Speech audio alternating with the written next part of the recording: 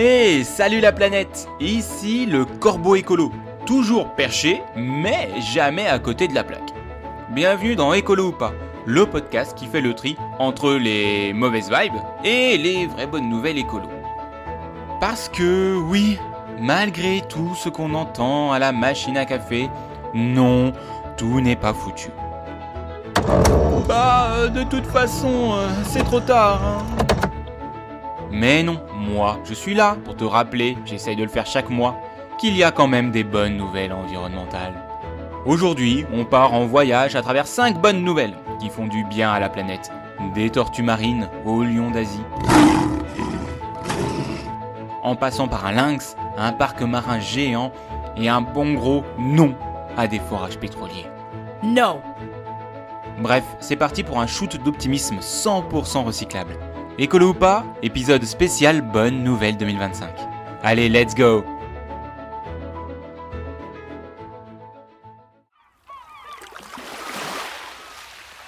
Bon, qui aurait cru qu'un jour, les stars des plages ne seraient plus les touristes en claquettes chaussettes, mais les tortues marines.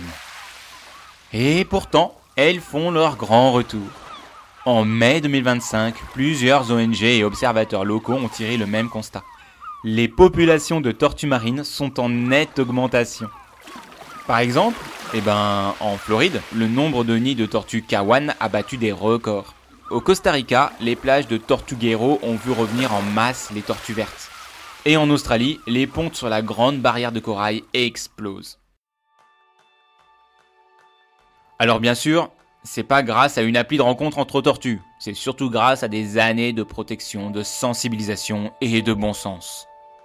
Plage fermée de nuit pendant les périodes de ponte, lutte contre la pollution lumineuse, réduction des prises accidentelles dans les filets de pêche, devinez quoi ?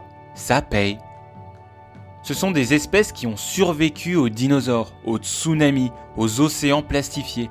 Alors, si on leur fout un peu la paix, elles savent quoi faire. Et franchement, savoir qu'en 2025, des plages redeviennent le berceau des tortues, ça donne envie de troquer son bronzage pour un engagement, non ? Allez, moi je dis, laissons les tortues pondre et les humains fondre d'émotion. Pas de chaleur caniculaire.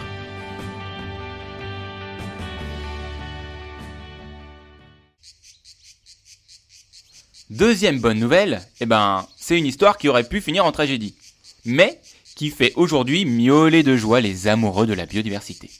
Le lynx ibérique, ce gros matou à mi-chemin entre le félin discret et le ninja de la forêt, n'est plus en danger critique d'extinction. Oui, c'est officiel. Il y a 20 ans à peine, on comptait moins de 100 individus dans toute la péninsule ibérique. Autant dire que c'était la dèche, la fin de règne, le syndrome du dernier survivant dans une télé-réalité de la biodiversité. Mais grâce à quoi ce comeback incroyable ? Grâce à des programmes de reproduction en captivité, à des réintroductions bien ficelées, à la protection de son habitat, et même, roulement de tambour, à la sauvegarde de son plat préféré, le lapin de Garenne. Oui, le lynx est gourmet. Et quand on veut sauver un prédateur, il faut aussi sauver son garde-manger. C'est la base. Résultat de tout cela, en 2024, plus de 1600 lynx recensés entre l'Espagne et le Portugal. Et en 2025, l'UICN a annoncé la bonne nouvelle. Le lynx ibérique quitte enfin la catégorie danger critique. Ce n'est pas encore gagné, il reste vulnérable, mais on passe de l'extinction à l'espoir. Alors, chapeau aux assos, aux écolos, aux éleveurs partenaires et aux scientifiques qui, depuis 20 ans, prouvent que la résilience, c'est aussi une affaire de moustache.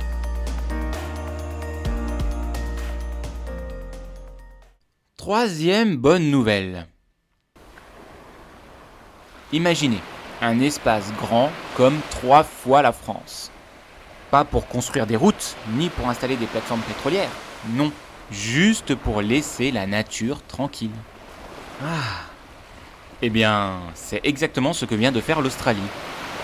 En novembre 2023, l'Australie a annoncé l'extension majeure de la superficie du parc marin autour de l'île Macquarie, pour ainsi la tripler et atteindre les 475 475 km². Même s'il s'agit d'un fait historique qui date de 2023, il a été mis en effectif le 13 février 2025. Un sanctuaire pour les phoques, cétacés, manchots, coraux d'eau froide et poissons qui ne veulent pas finir panés. Pourquoi c'est énorme ? Eh ben parce que ces eaux-là sont des trésors de biodiversité. Et parce qu'en les mettant à l'abri des chalutiers industriels et de l'exploitation minière, on protège aussi les écosystèmes marins et le climat. Et oui, les océans captent près de 30% du CO2 qu'on balance dans l'atmosphère. Protéger les fonds marins, c'est comme offrir un caisson d'oxygène à la planète. Et ça, c'est pas juste une bonne nouvelle, c'est une respiration collective. Alors, merci l'Australie. Et pour les autres pays qui traînent des palmes, vous savez ce qu'il vous reste à faire. Quatrième bonne nouvelle. Est-ce que tu vois le bassin d'Arcachon ? Ces pinasses, ces dunes, ces huîtres, ces couchers de soleil qui te font oublier que t'as payé 12 balles ton café au Cap Ferret. Eh bien, imagine ça avec, en fond, 8 plateformes de forage pétrolier.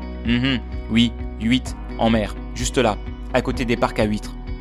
Mais, heureusement, cette vision apocalyptico-touristique ne verra pas le jour.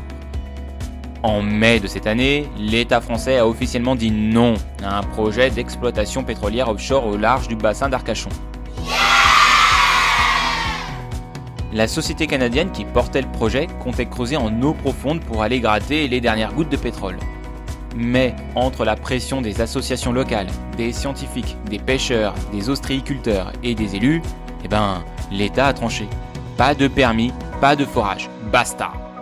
Et franchement, on applaudit.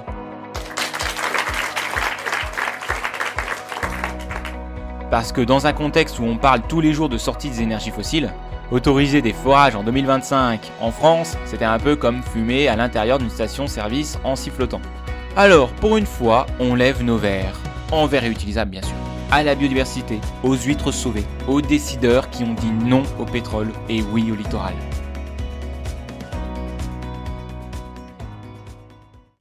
Cinquième et dernière bonne nouvelle.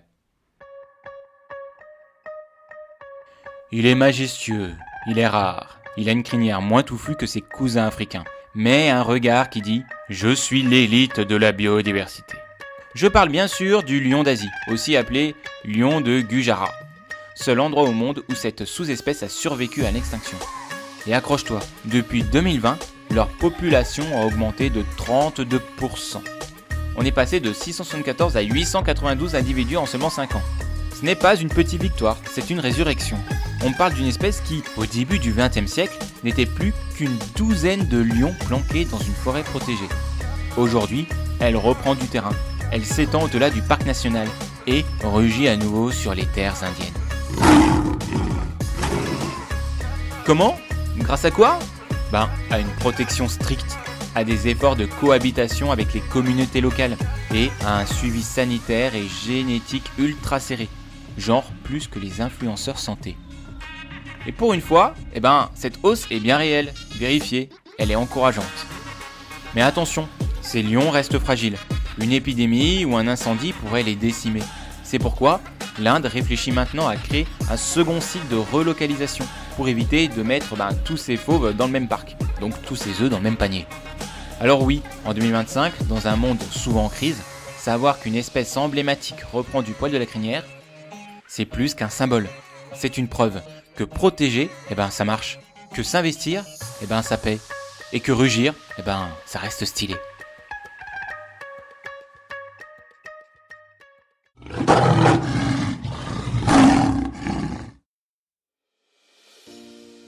Et voilà, c'était les bonnes nouvelles du mois de mai 2025.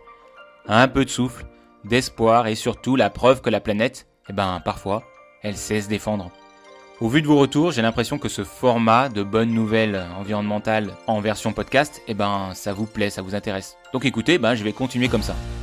Tortues marines, lynx ibérique, parcs marins géants, refus des forages polluants et lions d'Asie qui reprennent leur place. La nature nous rappelle qu'elle est bien vivante. Donc, si toi aussi, tu as envie de lui filer un coup de pouce, n'oublie pas, chaque geste compte. Même le plus petit, même celui qui commence par dire non aux mauvaises idées ou oui aux huîtres bio. ou alors de ne pas jeter ses déchets dans la nature tout simplement.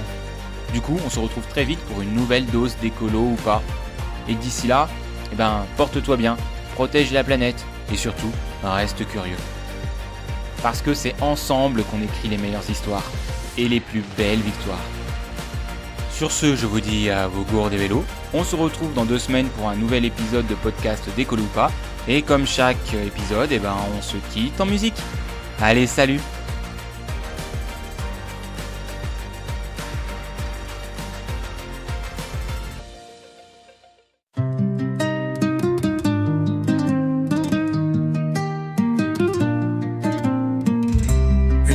Planter un arbre qui grandit, le vent nous murmure que tout est permis. Des plages sauvées, des rivières plus claires, le monde respire un nouvel air. Des villes en verre, des toits solaires, les cœurs s'embrassent pour la lumière. Les jeunes se lèvent, portent l'espoir, on change l'histoire, il n'est pas trop tard. Oh, l'avenir s'éclaire. Oh, ensemble on va le faire.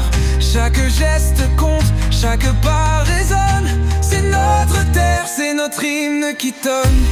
Moins de déchets, plus de respect. Les océans dansent, les forêts renaissent. Les villes chantent, un air plus doux. On trace demain, on reste debout. Plus qu'un rêve, c'est une mission. Écolo ou pas, faisons l'unisson. Chaque victoire est une mélodie. Chantons ensemble, c'est l'infini.